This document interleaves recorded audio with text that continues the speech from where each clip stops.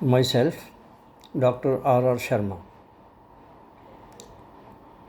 मेरा यूट्यूब में the inner science channel है और पिछले हफ्ते से मैं the inner science yoga science पर बोल रहा हूँ। पिछले हफ्ते जो 25वीं पोस्ट थी, 25th पोस्ट, उसमें जो कुछ मैंने बताया था उसके रेफरेंस में 3 बात और बताना चाहता हूँ। फिर मैं डायरेक्टली ही साइंस को बेसिक साइंस को पकड़ूंगा।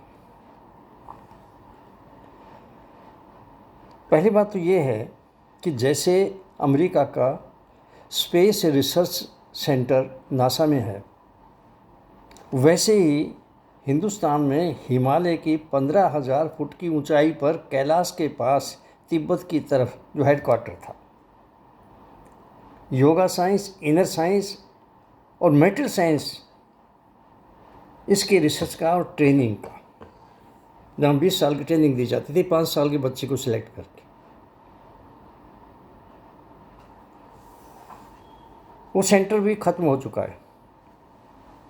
और ट्रेनिंग देने वाले, रिसर्च करने वाले जो वो गुरु थे वो भी ख़त्म हो चुके हैं। वहाँ 2 यूनिवर्सिटीज़ थी, योगा साइंस की यूनिवर्सिटी, प्रकृति विज्ञान की यूनिवर्सिटी, मेट्रिक साइंस की यूनिवर्सिटी, ये भी तो ख़त्म हो चुकी है, वहाँ कुछ भी नहीं है। और जितने ट्रेनिज हैं, जिन्होंने भी ट्रेनिंग ली थी, वो सब खत्म हो चुके हैं। जो लास्ट ट्रेनिंग में बैच निकला था, उसके 2 आदमियों को मैं मिला जिन्होंने 20 साल की ट्रेनिंग वहाँ ली थी, 5 साल की उम्र से वहाँ चले गए थे, ले जाए गए थे। एक को तो मैं 1967 में 1960 में मोगा में ही मिला, जिसका नाम ब्रह्मचारी योगी था, और दूसरे को मैं 1973 में ऑल इंडिया कॉन्फ्रेंस योग की कानपुर में हुई थी, और जो कर रहा था वो योगी राम था, जिसने हिमालय में 20 साल ट्रेनिंग ली थी। वो अमेरिका से आया था और डॉक्टर ग्रीन की एक पूरी रिसर्च टीम जो थी साइंटिस्टों की, उसके साथ थे। अब और कई साल पहले ये भी मर चुके हैं, अब कोई बचा नहीं है। इसलिए ये साइंस जिसकी ट्रेनिंग देते थे, जिसकी रिसर्च करते थे, और ये साइंस जो सींचती थी एजुकेशन की जड़ को, संस्कृति की जड़ को, ये साइंस ही लुप्त हो गई, खत्म हो गई। अब मैं डायरेक्टली साइंस की ओर आ रहा हूँ। साइंस यूनिवर्सल होती है और उसके यूनिवर्सल जो सिद्धांत हैं वो सारी सृष्टि में, सब जगह, सब पर लागू होते हैं। जैसे 2 हाइड्रोजन के एटम से एक ऑक्सीजन का मिलाओ तो कहीं भी मिलाओ, चाहे हिंदुस्तान में कहीं बाहर, पानी बन जाएगा। ये यूनिवर्सल प्रिंसिपल है मेटल साइंस का। तो योगा साइंस का भी इसी तरह यूनिवर्सल प्रिंसिपल है कि तुम्हें कोई पिंच करता है तो तुम्हें तकलीफ होती है, तो भाई तुम भी किसी को पिंच करोगे, उसे भी तकलीफ होगी, चाहे वो पशु हो, पक्षी हो, कीटाणु हो, कुछ भी हो, चाहे वो, उसे भी होगी। तो इनके साइंस के तो यूनिवर्सल प्रिंसिपल होते हैं, और यूनिवर्सल चीज़ एक ही होती है, 2 नहीं। साइंस एक ही है, और वो एक साइंस कौन सी है? Basic science. बेसिक साइंस एक वृक्ष की तरह है जिसकी एक ही जड़ है, जो सभी साइंसेस की ब्रांचेज को सींचती है, और जिसका एक ही स्टेम है, तना है, जिसमें सारे ही यूनिवर्सल प्रिंसिपल्स आ जाते हैं, हर तरह की साइंस की।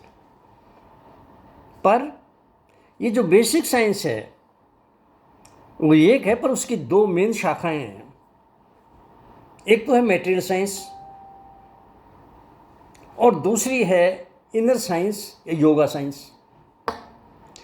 मेटेरियल साइंस जो है इसके कई ब्रांचेज हैं, फिजिक्स है, केमिस्ट्री है, बायोफिजिक्स है, बायोकेमिस्ट्री है, बॉटनी है, जोलॉजी है, मैकेनिकल है, इलेक्ट्रिकल है, इलेक्ट्रॉनिकल है, कंप्यूटर, कितनी ही ब्रांचेज हैं इसकी।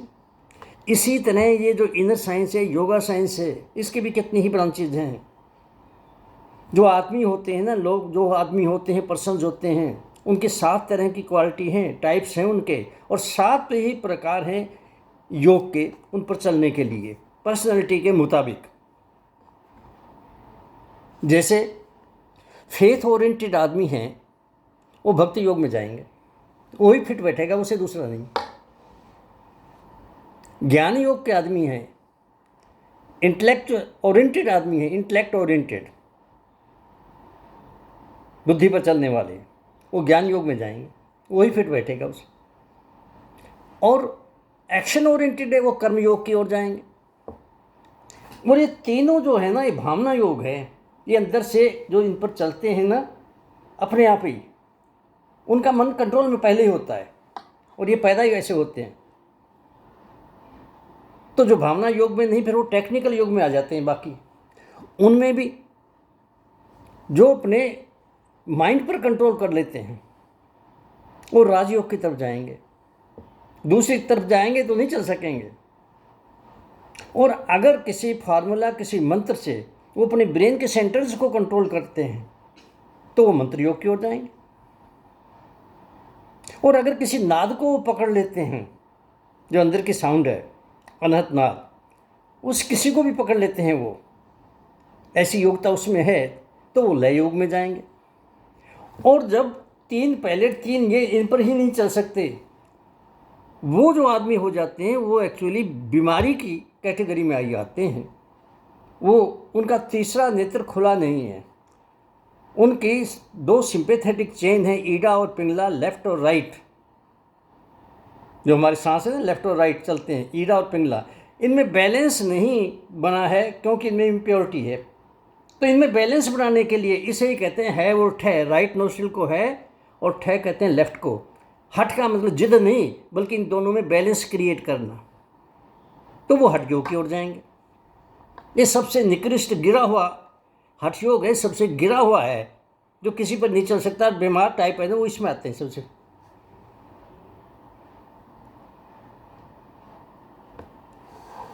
अब ये जो मैटर साइंस है, ये मैटर से डील करती है और सुख के साधन देती है। पर जो इनर साइंस है, योगा साइंस है, वो चेतना का विकास करती है और सुख की ओर ले जाती है, असली सुख की ओर। मैटेरियल साइंस दिखाती सुख है, पर वो सुख होता नहीं, वो दुख होता है। इसे ही मृग मरीचिका कहते हैं कि एक हिरण है, वो रेगिस्तान में फिर रहा है, उसे प्यास लगी है, तो दूर से जो रेगिस्तान की रेत चमकती है तो पानी नजर आता है, तो वो समझता है वो पानी वहाँ जाके पीता हूँ। जब वो पास जाता है तो वो रेत होती है, फिर दूर है, वो चमक रहा है, फिर वो सोचता है वहाँ है पानी, तो यहाँ नहीं है, तो वहाँ जाता है। जहाँ भी जाता है वहाँ पानी है ही नहीं, नज़र आता है वहाँ रेत, और रेत में पानी कहाँ से आएगा, वो तो रेत है। इसी तरह ये जो साइंस, मैटर साइंस सुख देती है, वो सुख नहीं, वो और भी दुख क्रिएट करता है। वो कंपैरेटिवली सुख लगता है, नकली सुख लगता है। वो सारे साधन करोगे तो भी सुखी नहीं रहेगा। वो नज़र उसमें सुख आएगा, पर सुख उसमें नहीं होगा।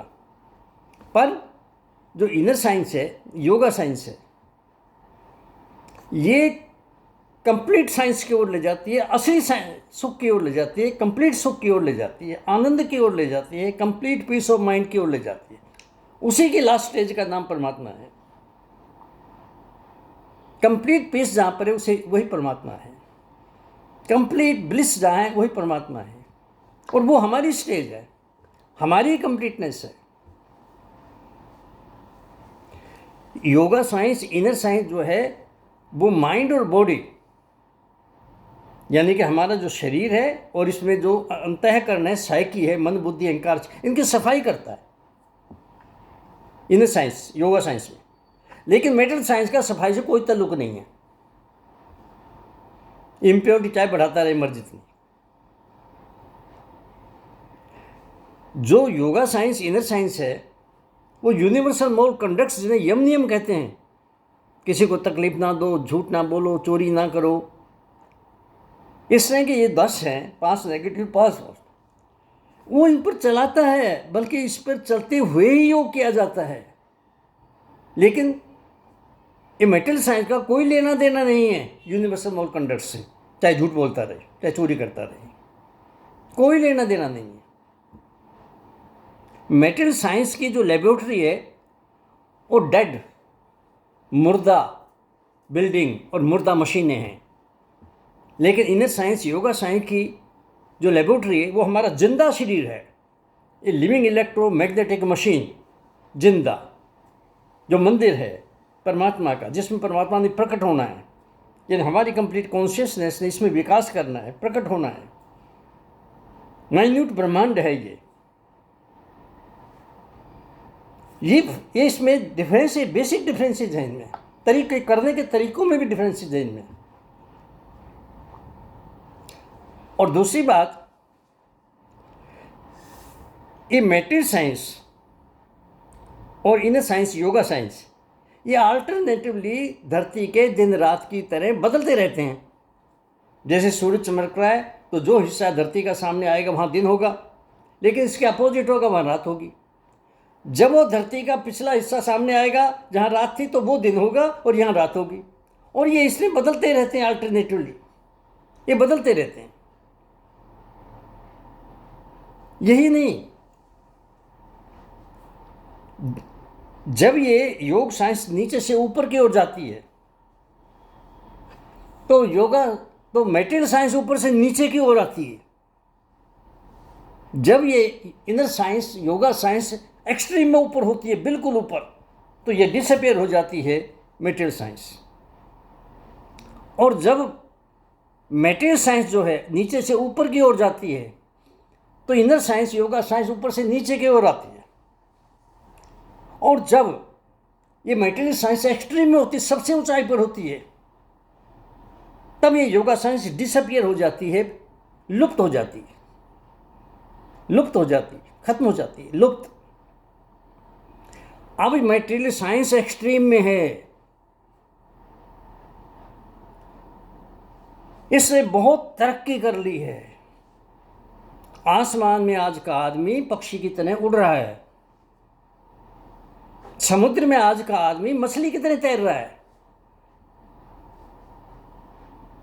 और हर तरह के साधन ही नहीं दिए। इस मेटल साइंस ने अपने आप को खत्म करने का, दुनिया को खत्म करने का भी इंतजाम कर लिया है।